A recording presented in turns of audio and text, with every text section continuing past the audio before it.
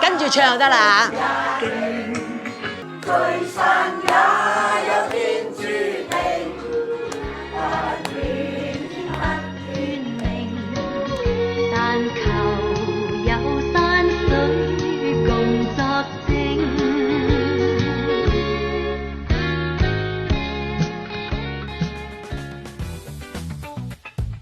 喺果欄綠坊會有一對被街坊笑稱為神雕俠侶嘅夫妻。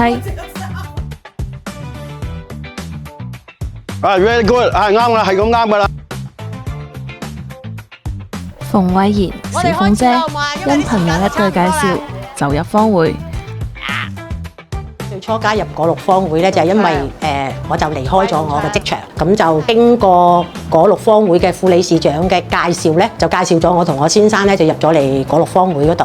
阿志堅可以企。慢慢咁，佢由參與者變成帶領者，組織唱歌班，又勇於承擔婦女隊隊長嘅角色，陪住一班姊妹喺歌聲入邊揾到力量同連結。嗰個唱歌班我好喜歡，我好多謝阿老師啊，真係12年認到好多朋友，好多嗰啲學到好多嘢，我知道佢哋感受到嗰種成就感，佢哋額外係會獲得多啲成就。幫啲長者各樣事情，嘿嘿嘿喲，仲會探訪單親家屬，令到街坊歡暢咧。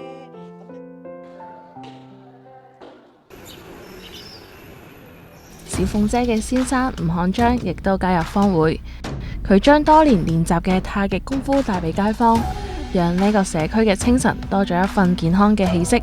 堅持已經係由我哋有上7、8年時間㗎啦。我哋每一日上堂咧，大家都好開心。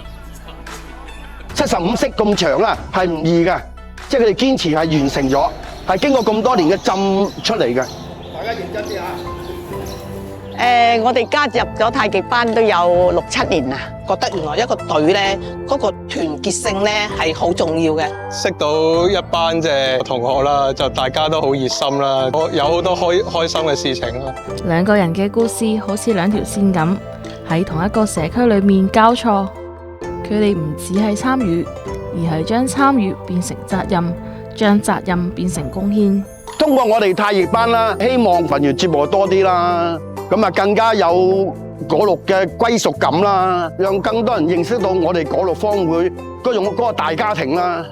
係啦，搞掂。好嗱，大家就噏多次。一個陪住婦女隊向前，一個喺晨光中守住大家嘅步伐，將力量留喺社區，將心放喺街坊。